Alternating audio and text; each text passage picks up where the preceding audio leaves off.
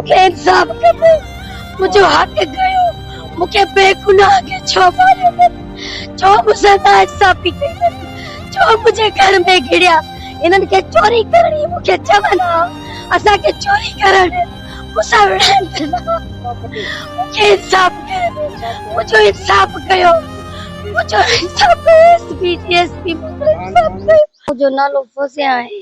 रात जो 1 बजे जो टाइम हो, मां मोबाइल ते हिन जाते मुझे कुर्सी पई मुझे घर में,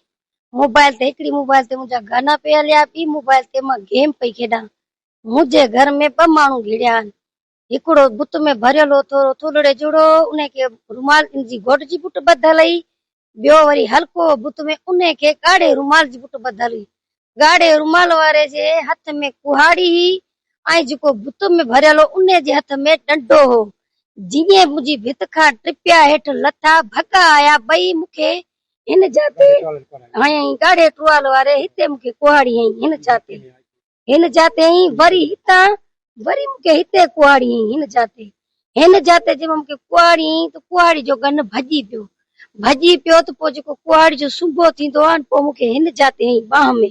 वरी कुहाड़ी जो गन हयईं हिन बाह में त मुंहिंजो हथ पजी वियो हुन जे बुट में, बुट मूं हुनजी लाथी त मुंहिंजी मोबाइल खणी ऐं भॻो, उहो एहसान मूं पाण सुञातो आहे,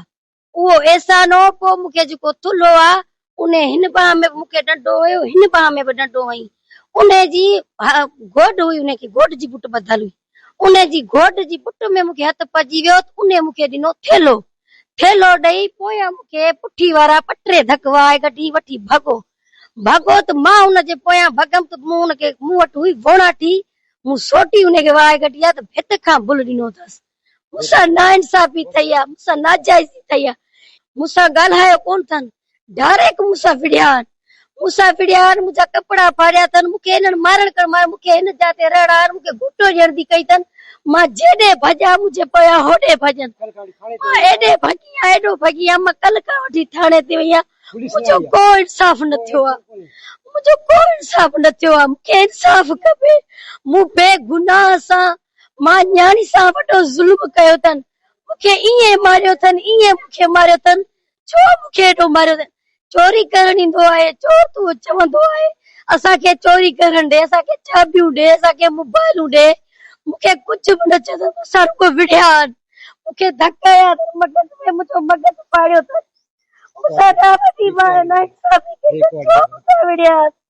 छा चला मूंसां विढ़िया आहिनि, इंसाफ खपे, मुंहिंजो हक गयो, मूंखे बेगुनाह के छो मारियो अथनि, छो मूंसां नाइंसाफी कई अथनि, छो मुंहिंजे घर में घिड़िया, इन्हनि खे चोरी करणी मूंखे चवनि हा,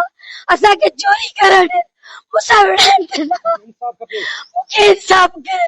मुंहिंजो इंसाफ कयो, मुंहिंजो इंसाफ एसपी डीएसपी मुंहिंजो इंसाफ कयो, बाण थाणो मुंहिंजो इंसाफ कयो। मां गोठ बंबण जो रहवासी रसूल बख्श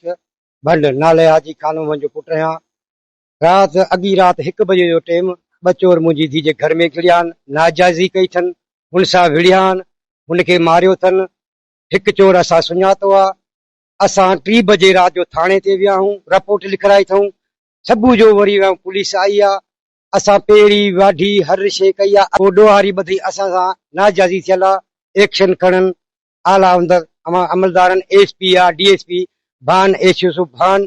असां सां ताउन कनि, असांजी हेल्प कनि, असांजी न्याणी खे धक कनि। मुंहिंजी मासूम पोटली आहे, बेहोश कल खां वठी छोकिरी, अॼु होश में आहे त बयान ॾिए थी। असां कल्ह थाणे ते असां रिपोर्ट लिखाई आहे।